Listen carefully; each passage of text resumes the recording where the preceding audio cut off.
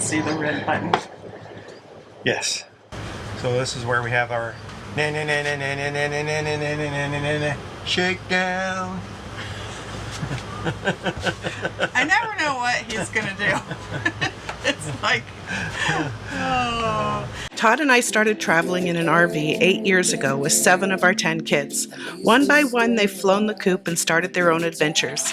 Now, after 3 years of fixing up a hurricane-damaged sailboat, we're ready to explore the world with our last 3 kiddos before they're gone too. We wanted to have a discussion about what worked and didn't work when we anchored out for the weekend. A lot of you said, that wasn't the cruiser's life. You didn't go far enough. Stay out long enough. The thing is, it's about a shakedown cruise. You do not just hop in a boat and cross an ocean. We have to figure out what's working and what's not working and fix those before we go long distances anywhere. Yeah, we've been working on the boat so much. We've been on the dock and we've had all the luxuries of being plugged in, being able to run to the grocery store, being able to run to the hardware store, being able to do whatever we want here with easy, convenient transportation. Going out over the weekend put us in a position of not being next to all those items and checking out our systems to see if they work like they're supposed to work or if they didn't. What worked? Let's talk about the good things first. The good things first. What worked? What's our first thing on our list? The electric motor. The electric motor worked fantastic. We didn't go very far, like some of you mentioned, but it got us out there really easy, hardly used any power, no hiccups, just worked like a dream. It was awesome, and it was quiet. It was really quiet, to the point that our friend who was helping us anchor couldn't tell when I was putting in gear and when I wasn't. She was like, I couldn't hear it. I would try not to go more than like 2.5 knots, just because I know it gets shallow super fast. Watch your depth. That it was a strong wind. Yep. So number 2 things that worked, the anchor and the snubber. Man, let me tell you, that anchor, 85-pound Manus anchor, and we had the Mantis snubber. It stuck in one place and it never moved. The boat moved because of the currents and the wind, but man, we stuck in one place. And we slept well, knowing that it worked. Denali is barking, so we need to bring her up here so she stops. The puppy was missing us. For cooking out, we still don't have our propane hooked up. Which, I don't know if that was good or bad. We didn't actually need it. We have a small propane grill that we took to the beach with us, and that was a total win. We bought the Weber on advice from the Sailing for Kids group. Lots of people were talking about the stainless steel ones rusting and not lasting very long, and that they'd had better success with the Weber. Which leads us to hot. In the boat, no air conditioning. Yeah, there was no air conditioning, and I don't know what the temperature was while we were gone out there, but I know it was in the near the 100. So we didn't have any air conditioning in the boat. What did we do to help keep ourselves cool, babe? We have 8 fans. We have the caframo fans. They don't take a lot of power, do they? No, but we want to put in a couple more on the galley, because if you're cooking, yeah, they really don't take hardly any power at all. So I think all of them together, like all 8 of them together, might do 1.5 amps, 2 amps. So the fans were a win. We have a composting Nature's Head toilet, and it worked. It did exactly what it was supposed to do. Yeah. One of the reasons why it was awesome is because we didn't have to worry about pumping it out when we got back either, huh? Mm-hmm. Our paddle boards that we shared in the video were fantastic. The kids had a great time. Boat kids are awesome. One of the things that our kids said, well, how old are they? They are our age. And I'm like, it doesn't matter. In the boat world, it doesn't matter. All the kids play together no matter what their age. Yeah, if you don't have a paddleboard yet, you need to pick one up. They are a lot of fun. And we got a great discount for you. We'll put that in the description down below if you're looking for one. What's next? The anchor and spreader lights. The only thing that could have been better about the anchor and spreader lights is if we could have somehow turned them on from the shore, because we were at the beach having a great time as it was getting dark, and Todd had to get in the dinghy and go out. We probably should have just turned them on before we went to shore, knowing we were going to be there after dark. They did a really good job. The anchor light was easy to see, and the spreader lights. In fact, we actually left the spreader lights on all night on recommendation of the other two people that were anchored with us, because we're actually only probably a couple hundred feet off a shipping channel.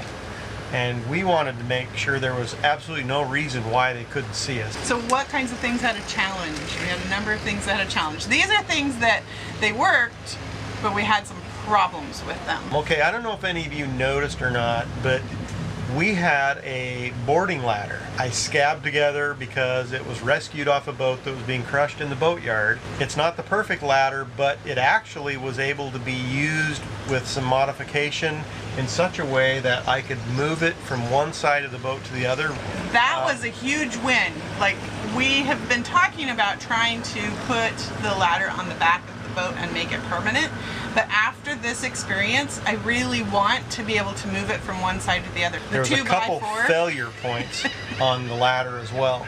One of them was that it moved a lot when you climbed up and down because, you know, it was kind of lashed with rope.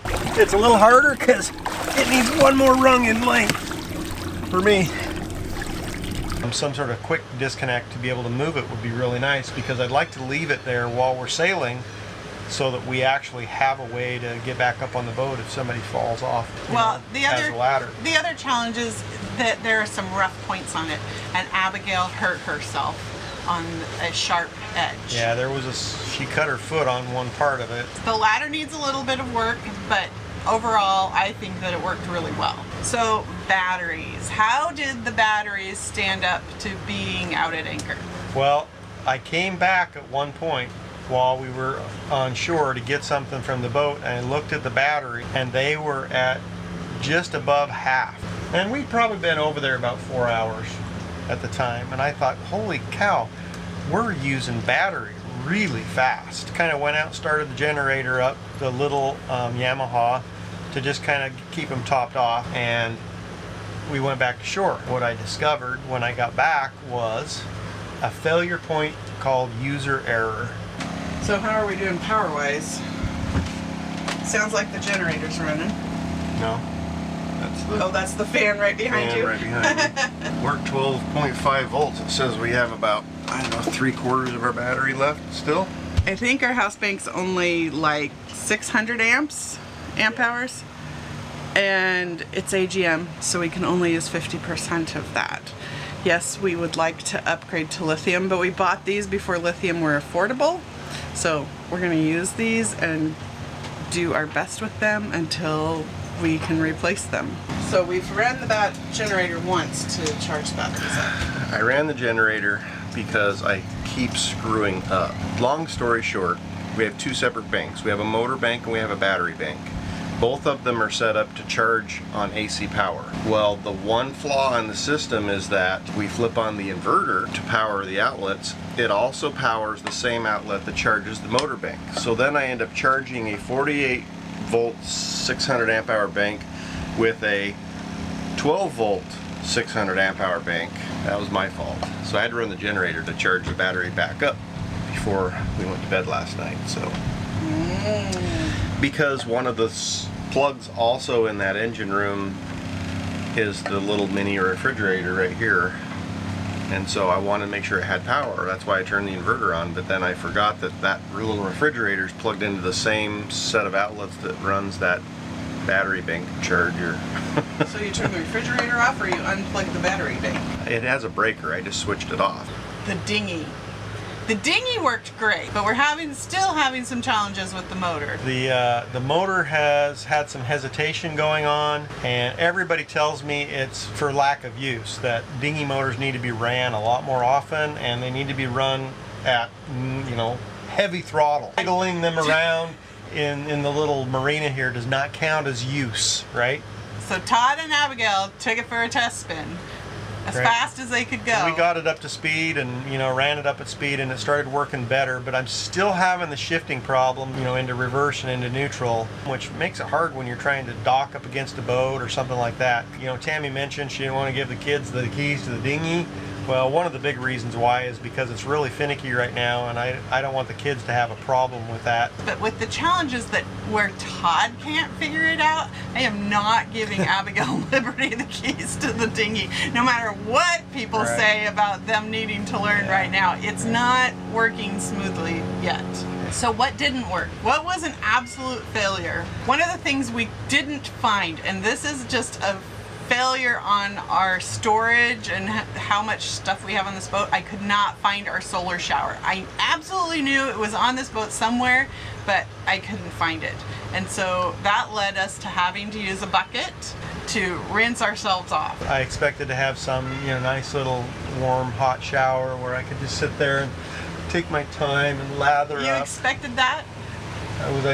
My expectations are wrong. Your expectations are wrong. We also have a shower that mounts on the side of the boat that's hooked into our water that is not hooked up, just like our propane.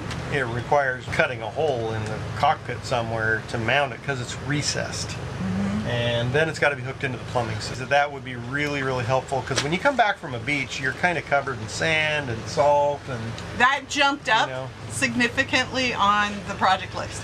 When you start going out and experiencing cruising life, suddenly all these little things that haven't mattered while you're at dock become much more important. So Yes, they do. that led to the big failure of the anchor retrieval system.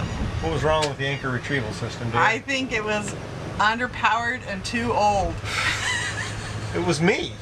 I was the anchor retrieval system. Yeah, underpowered and too old. Because we didn't have the windlass hooked up, I had to haul up the 85-pound anchor plus all that chain. And man, I got a soft tissue injury underneath this rib right here that is still hurting. Needless to say, the windlass has moved up in the priority list quite a lot. Todd has it working, and that will be next week's video that you can join us for. But the last failure point was Todd tried to go get in the water. The water was so clean down there that I thought, hey, I'm going to go underneath the boat, I'm going to check out the prop. We had the boat cleaned, but Todd wanted to see how fast things were growing, and he had a challenge. Did you go check on Dad? No? Better make sure Dad has not drowned. There's Dad. Well, I just couldn't hold my breath. I take some deep breaths and I go down and grab hold of the prop to scrub it. And it's like, oh, I need air. Come back up to the top, huff and puff a couple minutes and take some deep breaths and go back down. And by the time I get down there, it's like, oh, I need breath. I'm gonna be a poor free diver unless I can figure this out. so we've got some ideas to help Todd be able to breathe underwater. You're gonna be a fish. I found gillyweed on eBay. Be sure to subscribe so that you don't miss that upcoming video. Overall, we had a great time anchoring out. We had a lot of fun. We really enjoyed it. And we plan on staying longer next time. So, put in the comments below any ideas you guys have on how you might solve some of those problems we had. And stay tuned next week when we work on the windlass. We'll see you then. Bye-bye. Bye.